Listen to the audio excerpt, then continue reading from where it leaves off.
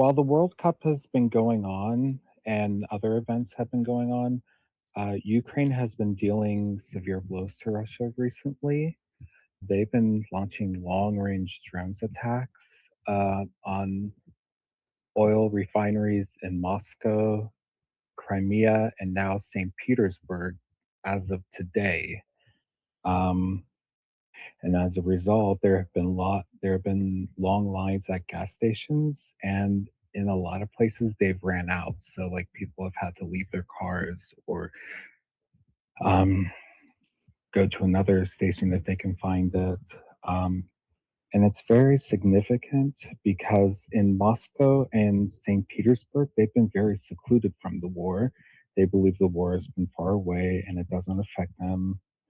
And so why should they have to worry about, well, now they're now getting a dose of reality with all these attacks and they're not being reported on state television. I know, shocker, right? But um, they are being spread around on social media and stuff. And I guess my question is, will ordinary Russians potentially speak out um, and potentially rise against, you know, Vladimir Putin, which is, of course, dangerous? Um, or maybe there'll be a coup if this keeps going on because there's no gas, there's no ordinary Russians don't have mobility. And it also shows that he's weak. So I was wondering what your take on this is, Armin.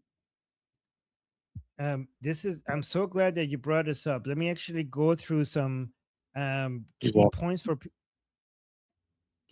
for people to see how big of a deal this is, right? Like let me just read to you what's happening. Okay, so this is very recent, just happened, and this is the Ukraine's uh, largest. They have launched this largest coordinated long range drone assault yet. This is the biggest one, and they have been striking major economic and military hubs over 150 kilometers inside Russia. So St. Petersburg is like battered, drone struck, like vital oil terminals, um, and basically this is a and also a critical Russian naval base, and there was a port in the surrounding. Again, it's hard for me to pronounce these regions, but this is the export hub, a huge export hub, and that was hit and ignited a lot of fires at the and destroyed the infrastructure there. And the air defense in Russia is very overwhelmed. Russia is so big, and that makes it very difficult for them to basically put air defense everywhere against these drones. Russia did claim that they intercepted nearly 400 drones nationwide overnight, but as you can see, the results show that so much of it got through. So this has caused a crazy fuel crisis right now in Russia. That finally, the many Russian people are finally feeling the effects of the war with Ukraine at home. I know a lot of them are wondering, like now, are realizing that Putin was lying to them because many of Russian people have been so distant from the war against Ukraine that they thought that this is a small thing and everything is under control. And many people in Russia for the first time are saying like, "Holy shit! Like, what the fuck is happening? Is this really under control?" So, 40% of Russia's refining capacity has been knocked out. There's huge domestic shortages. The targeted campaign has successfully triggered a massive domestic fuel crisis, causing severe gasoline shortages and price hikes and rationing. And uh, so the Moscow airspaces continue to force airport closures and ground commercial flights because I think a lot of people are trying to get away. So this is this has shattered Kremlin's promise of domestic safety, bringing the war directly to to Russia's most elite cities. And so this is completely changing the perception of Russians, right? So to your question, Whether this is going to make the Russian people rise up against Putin, probably not. Like not like an or like people are going to become like Putin is going to become less and less popular, and more people probably are going to speak out. Um, it has shattered Putin's narrative of domestic safety and triggered like a severe fuel crisis. But um, so again, I don't. The experts, I mean, Western experts are saying this, so I don't know if they're correct about this because they have been Western experts have sometimes been very wrong about Iran stuff. So I don't know how correct this is about Russia. But they're saying aerial bombardments historically caused populations to rally around the flag and blame the external enemy, like Ukraine, rather than revolt against their own government. So that's what the Western experts are saying. But I don't know how much I could trust that because that's what they said about the Iranian people with Operation Epic Fury. So we have, I was going to say maybe not, but then we have to be skeptical. I do know historically, though, that Russian people are less interested in uprising against their government compared to the Iranian people. So they might be right about that in Russia, but we have to be skeptical about that. There is a severe political repression in Russia.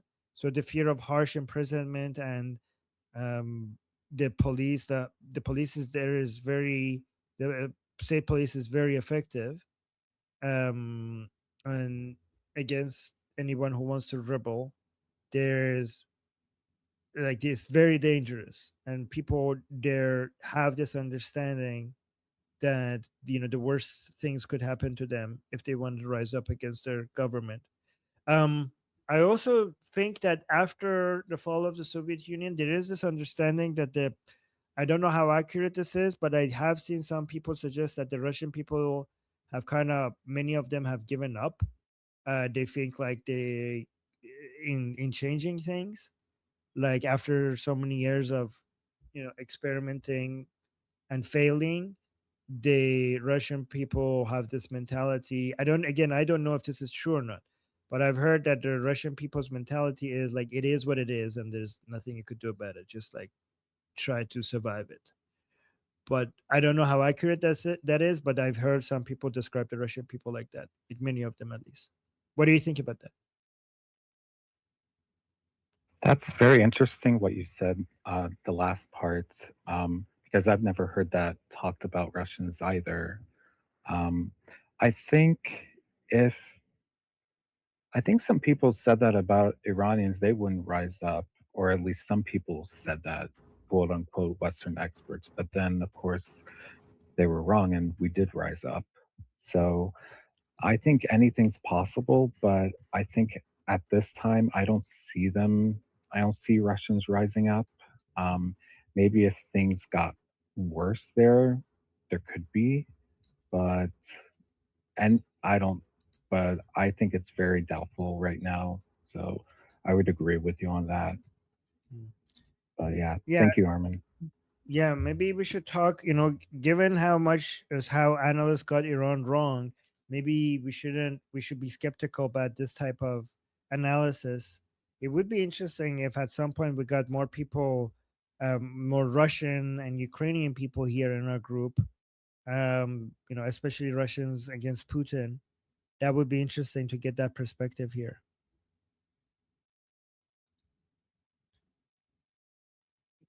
All right. I don't see a lot of twos on this topic aside from me, so I'm going to go ahead and say, well, first of all, I support Ukraine. I think that what Ukraine has done in the field of, yes, there we go. Slava Ukraini. I think I'm saying it right. I think that people on both sides are stuck pretty much in the situation because, like Jeff likes to say, it's Putin's criminalized uh, cartel, the criminalized intelligence mafia that's doing this to the people, and I really support them. I think that what they have done in the field of drones is amazing. They're having talks with Pahlavi. Having talks with, I think it was Taiwan. They're having talks with a lot of people in the Indo-Pacific. They're having talks with everyone because the way that they have thrived in the middle of this, Not just the way they attack, the way they have thrived in the middle of this is incredible. And I would commend them in everything that they have done here. I think I don't see anyone else on this topic, so I'm gonna go ahead. Well, This Sam, is Sam, I this is the greatest attack, and it's been done on July 4th. So kind of like fireworks I being done. appreciate the fireworks. Yes, Yeah. yes.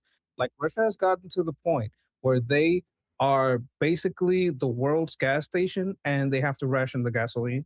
They're losing Crimea at completely. Like they're about to absolutely lose Crimea, and it's pathetic. Their 3 day operation has been going on for what, 3 years, 4 years, and they shouldn't have fucked around. They're finding out. At least Putin's criminalized cartel in Russia. Like we say, we love Russian people. We hate the people in charge. We don't want that kind of war. My name is Armin Navabi. I'm an Iranian political analyst with decades of experience fighting the Islamic regime inside and outside of Iran. Make sure you follow me for more, and also make sure you join our discussion group. I'm there almost every single day. Come talk to me there and the rest of the people there in our group calls. It's a great place to meet and talk to people who like talking about politics. The link is in the description and or in the bio. You could also get there by scanning the QR code on the screen. See you there.